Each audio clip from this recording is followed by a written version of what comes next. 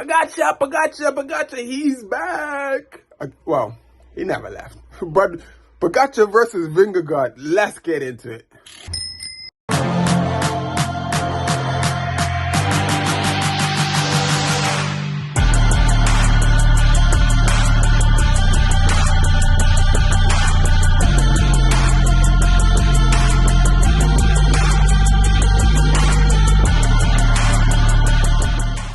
Your legs media, you know what to do. Hit the like button, subscribe to the channel. Thanks. We got lots of stuff coming up. So let's get into this. So we start off, as you see, the current yellow jersey where Magnus is he's just falling off. He's more of a sprinter type dude anyway, so he wasn't expected to be able to hold on to the yellow jersey. So as we get into the race, we see we got Pogacar's man on the front. We got 4.9 kilometers to go. Pogacar's last man is on the front with Jonas Vingegaard in the tow, second wheel, and Pogacar is sitting on Jonas's wheel. Smart by Pogacar, because that's where he wants to be, because if he's in front of Vingegaard can attack him, and then that might be an extra 10 or 20 meters that he might have to make up, and you don't want that. So as we can see, we got a few riders from a couple of different, we got David Godot from our Groupama FD. And by the way, this is stage 4 of Paris-Nice. And here we see Nilsen Paulus just falling off the back. He's actually a pretty good climber, and this was sort of unexpected. He's already won a stage race. So as we get into it, as we can see, there's a bit of a line. We got UAE. Jonas Vingegaard is isolated. This is really strange for Jumbo-Visma. I guess because they got teams everywhere. They got teams here, they got teams there. So all of the stronger riders are not in one place. Because I believe Wout van Aert is at Tirreno Adriatico. So is Primoz Roglic. So their full complement of strength is not here. So Vingegaard does not have the support that he would normally have, or the same support that he had for Tour de France. So with 4.4 kilometers to go, it looks like the steady pace for the UAE keeping on the front is just breaking things up, but just a little bit. So we got a Groupama FDG. So here we go. Here is the attack that Vingegaard put in. Vingegaard put the attack in. It looked like Pogacar was a little sluggish to respond. He responded it's like he wanted to respond, but didn't. So he took his time. So he let Vingegaard go to the front, and they instantly put time on the group. But this wasn't the Vingegaard of the Tour de France. Now, let me give my opinion on the Tour de France. What's going to happen to the Tour de France? My opinion on the Tour de France. I should probably just do this at the end. But as you see, Pogacar is he just caught him up. And Vingegaard has done his pull. And Pogacar's like, nah, it's too early. There's still 4K to go. And we've seen Pogacar go from further out. But it looks like, I think he's being smart. It's early in the season. It's no need to really just blow yourself up, because there's Milan de San Remo in a couple of weeks. He's not doing the Giro d'Italia, but at the same time, he wants to make sure that when the Tour de France comes around, he's good to go. So that's the only thing about if you're flying now, it's how to keep that form throughout the rest of the season. So that's going to be the biggest thing. So both Pogacar and Vingegaard are both going to be worried about making sure that they can still have the form that's needed for Tour de France. So right now, I was actually a bit worried. I was like, okay, it looks like Vingegaard made the big attack, and Pogacar is he usually will come over the top and yeah, I'm the big boy in this. And I'm the big boy at this dance, but he didn't. And looking at Vingegaard's face, I've never seen his face look like that. You can just quite clearly see Vingegaard is flustered. He's at wit's end. And the group just stayed steady. And because Pogacar didn't help Vingegaard, he just if you feel like you want to go for 4 kilometers, oh, okay, well, I'll try it. I'll just follow you. And which was a really smart move. So right here, David Godot goes over the top of them. He goes over the top of them. He sees everybody's just chilling out, and he figures like, this is my time because the two big boys are going to mark each other out, and no one's really going to chase me because I'm not really in contention. He's 17 seconds off of the front, but he's not really in contention. Not really. So the rest of the group watches.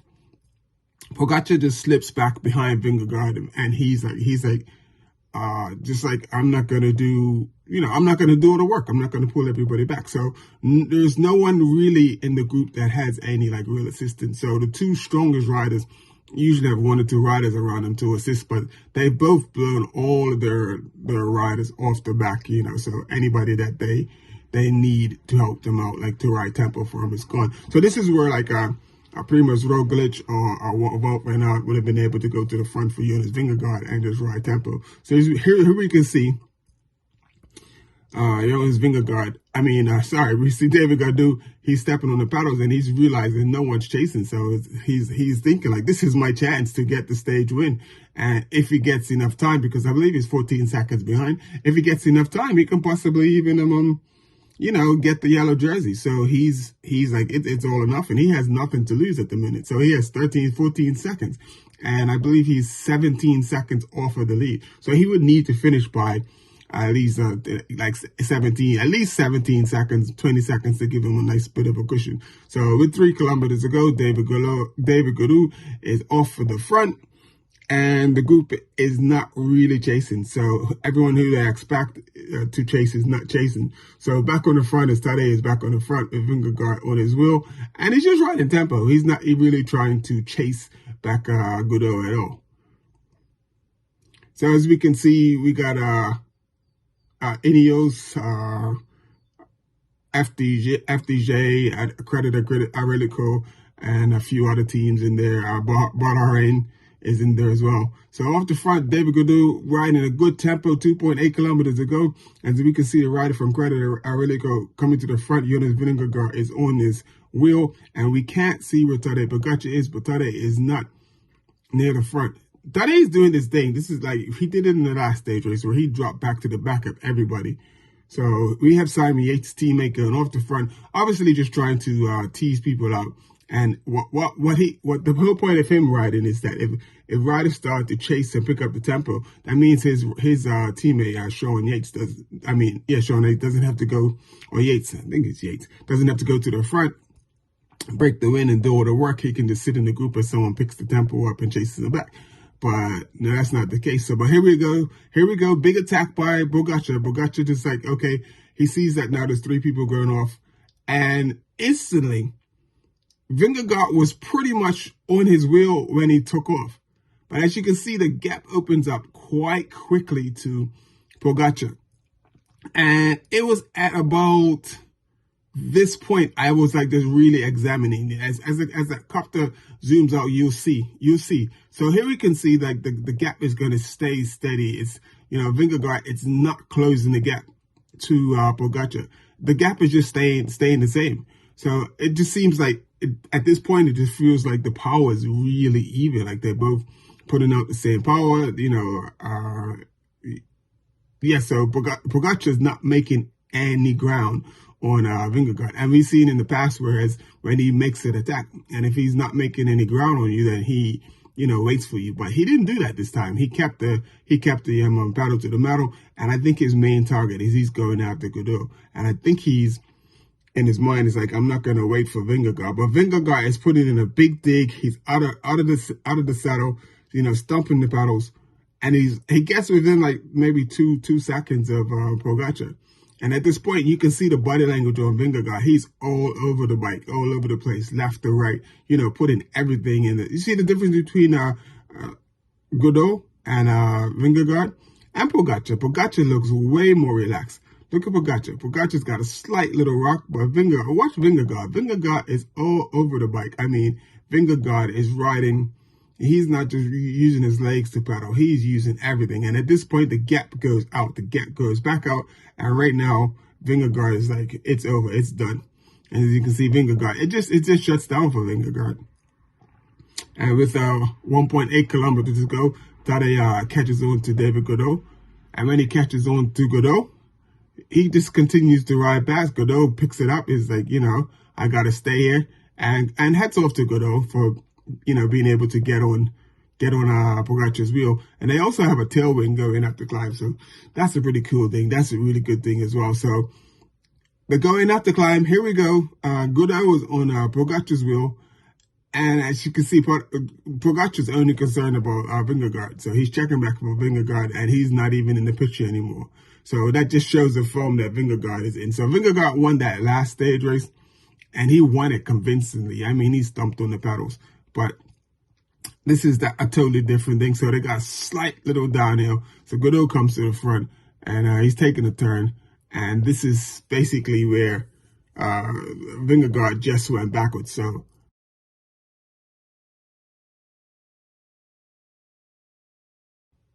yeah, and this is basically where it's over now. Now it's just a matter of how much time is Pogacar going to get and be able to put on Vingegaard. So the gap is getting bigger. It's getting bigger. He's now got about 20 to 30 seconds on Vingegaard. So at this point, he is like the virtual leader in the race. So 1 kilometer to go. Pogacar is riding really, really hard. We still don't see Vingegaard. Where's Vingegaard? He's not even in the picture yet.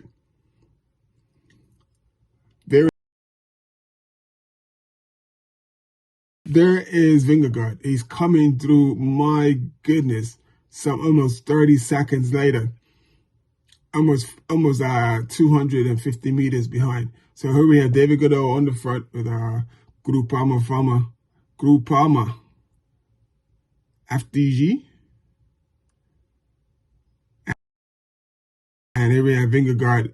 And this is crazy. This is really surprised to see that Vingegaard was not able to. So I don't know what's up. It's just early season, and I think the effects of Pogacar riding the cyclocross over the winter, I'm not quite sure what Vingegaard was doing, but that, the cyclocross guys doing really well. Pitcock, Wout Bernard, Mathieu Van Der Poel.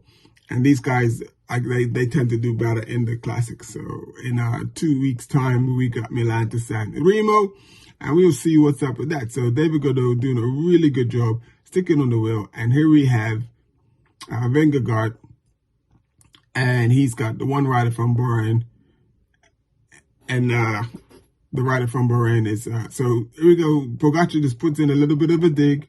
And you can see, look at Godot is gritting his teeth to stay there, riding really hard because they're now in the last couple hundred meters. And Godot tries to come to the front, come over Pogacar. But when it comes to sprint, it's like, nah, I don't think so. Pogacar just grits his teeth and it's like, yo, I'm top dog here. I'm top G. And he takes the win. So Pogacar takes the win, stage 4, Paris-Nice. And then with that win, he also takes the yellow jersey. He has the yellow jersey. He has the best young riders jersey, and he has a points jersey as well. I think that's the 3 jerseys he has. And there's another rider in the King of the Mountain. So here we have Jonas Vingegaard. He's looking back to see who's coming. So that's not a good sign. Not a good sign that he's actually looking back to see who's going to catch him. And I'm really surprised at this performance. I just thought he would, be going toe to toe with Pogacar, not back there badly. So here we finally see Vingegaard comes in some 44 seconds down on Tadej Pogacar. So that's Tadej Pogacar, Jonas Vingegaard, David Godot, and stage 4. Amazing stage, amazing effort by the riders. And apparently never disappoints. Never disappoints. Amazing day, amazing race.